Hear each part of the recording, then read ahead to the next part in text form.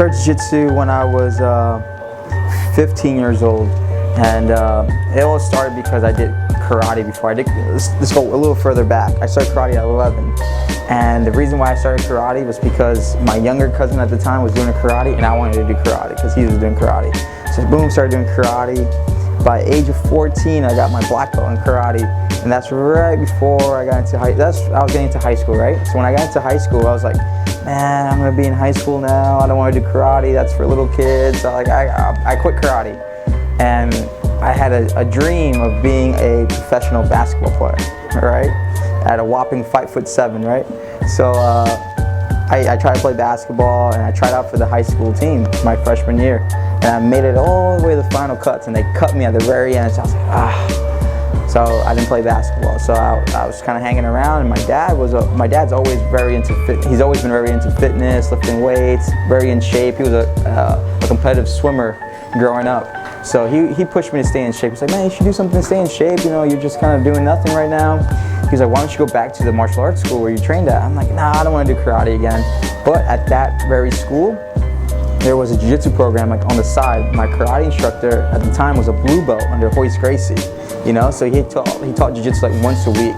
I'm like, well, you know, Sensei says there's jiu-jitsu. I'll try jiu-jitsu. You know, I'll try something different. I started jiu-jitsu, and I was hooked.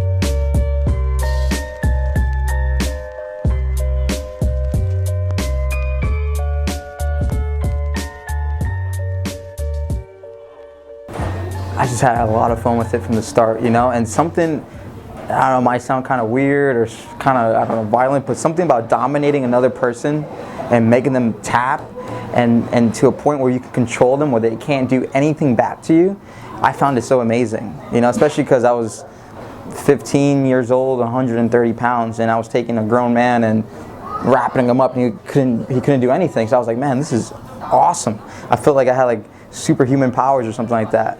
So I'm like, I gotta learn this more. And then I started watching UFC and going on Google, YouTube, and Hoist Gracie. Who's this guy? Watching him rear naked choke people in the cage. I'm like, man, this is it.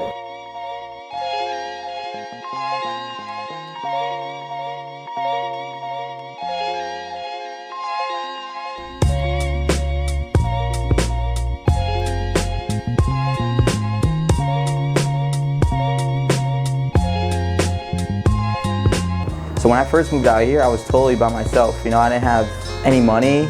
I didn't have somewhere to stay. I didn't have my car. I didn't have anything. You know, I just moved out here, and I was just like, man, living out of a suitcase for the first month, you know, and sleeping on the floor, someone's floor.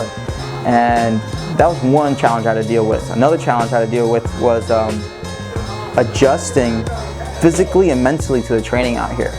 Because when I first got out here, you know, I was lost on the mats. You know, I was like, this style of jiu-jitsu I've never dealt with, I've never trained with it, you know, I'm like, what is this, you know? And then training with so many high-level training partners in one day was like mind-blowing to me, you know, at the time. And now, you know, I'm adjusted to it, and, you know, now I'm right in there training hard with these guys and doing well, you know? But at first, that was a big challenge for me, you know, just making that transition over to being one of the top guys in the room to being just another guy, you know, and working my way up the ranks there, you know.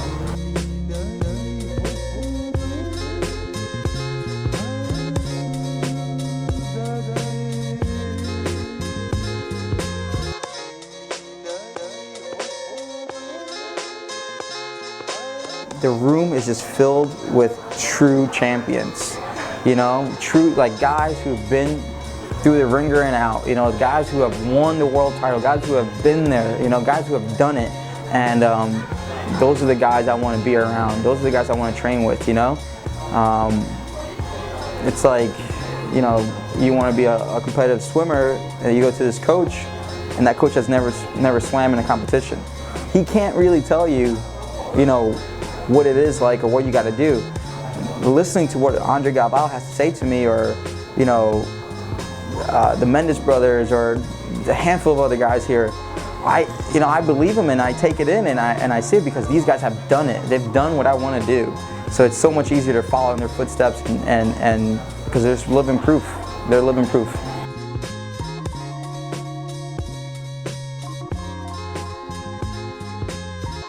Oh, JT Torres. Where do I begin? I've been with JT for the last like 3 years now. When I moved to Maryland, he was one of like the main instructors there. He was the one who's always on the mats with us. He's the one who's always training with us. I look at him more as a professor than I do a teammate a lot of the times, because I've just been through so much with him and learned so much from him. And, he has that that power over me that he's been kicking my ass since I was a purple belt. And so I still, when I train with him, it's like, oh, JT, oh no, I have to roll with JT again.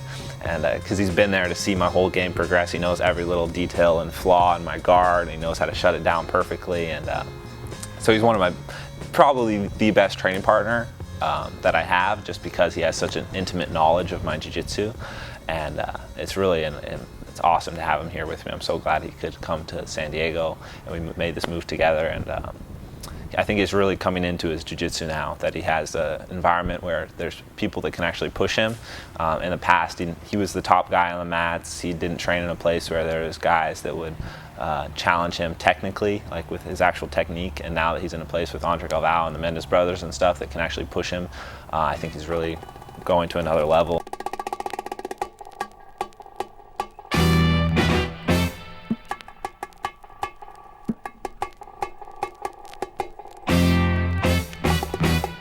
So in my spare time, I honestly like to rest, during the week.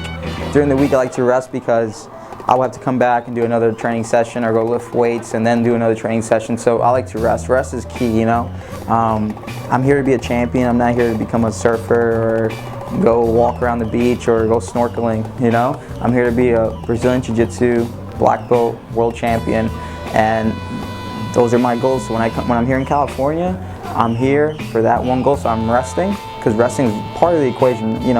Rest is probably it's a secret weapon that a lot of people overlook. They'll go and go skateboarding now, which is cool. Yeah, it's California. You can go skateboarding and have fun, but then you come back into training, you're somewhat tired, and then you don't get everything you could get out of that training session if you were well rested. On the weekends, where I have a little more free time, me and my girlfriend will go and go get some food, go watch a movie, or go hang out at the beach, but very low key, nothing crazy. Like I said, I'm living for this one purpose right now, and that's to become a champion.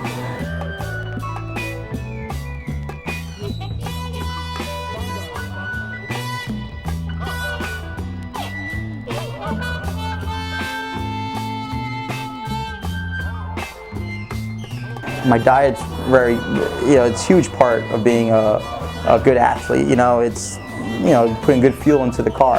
And I've learned that over the years, where before I would eat whatever, especially like when I have a tournament coming up, I will go and stuff myself with, pizza or nice big hamburger or something like that, And I felt the difference, when I switched over to eating cleaner. And that's a big part to my girlfriend coming out here. She's a great chef, and I always joke around. She's like my nutritionist. She's on top of me, like, no, eat this and eat this. So the diet, nothing specific, but I'm just eating clean all year round. So I'm not like the kind of guy where a week before the tournament, okay, I gotta take out the salt, I gotta take out the soda, I gotta take out the bread. I just do that naturally all year round, so I'm just eating healthy.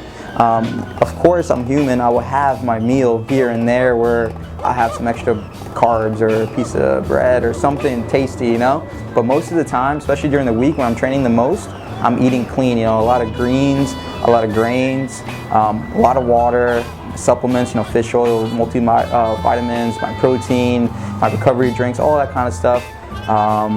Lean meats like turkey, grilled chicken, I like steak, things like that, but just healthy. Supplements I would recommend them to every athlete out there who's pushing their body through a lot of hard training sessions. They're meant to help you, And I talk to some people, I don't take that, I'll just do this, or I'll just eat. It's good to eat. But it's good to eat and add those supplements on top of it. Why not? It's just going to help your body recover, and that's the biggest thing, recovering, being able to come back after a hard training session and train again, and then do another training session, So supplements really help that, fish oil, the glucosamine for your joint support, the whey protein, the recovery drinks. I have ATH Sports Nutrition, helps me out big time.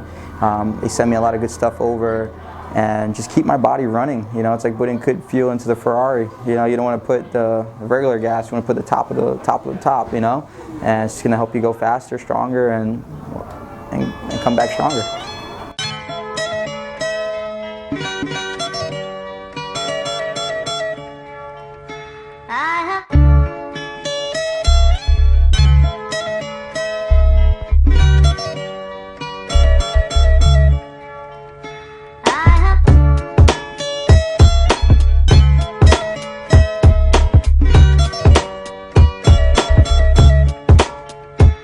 My big plans for the future, right now, what my plan is to become a world champion. That's in the near future, definitely.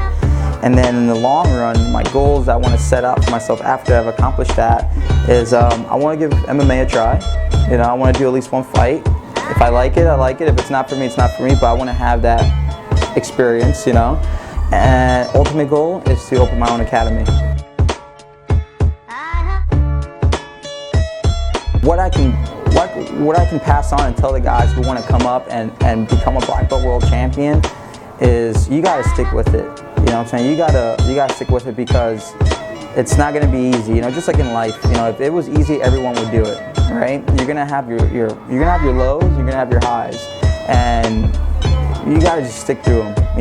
At the first bump or second that you hit in the road, you can't just stop, put your tail between your legs and turn around and walk away. You got to stick with it. And no matter what people have told you, I've had people tell me that I won't be able to do what I want to do. I have people tell me, oh, you will never accomplish that, or you wasted this time. Or I've had people say, what are you doing with this jiu-jitsu stuff? You should be in college.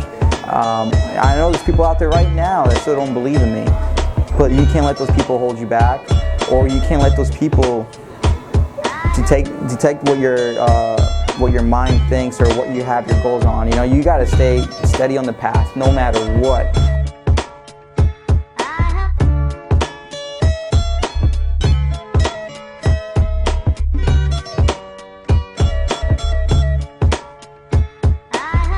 I'm JT Torres, and you're watching Jits TV.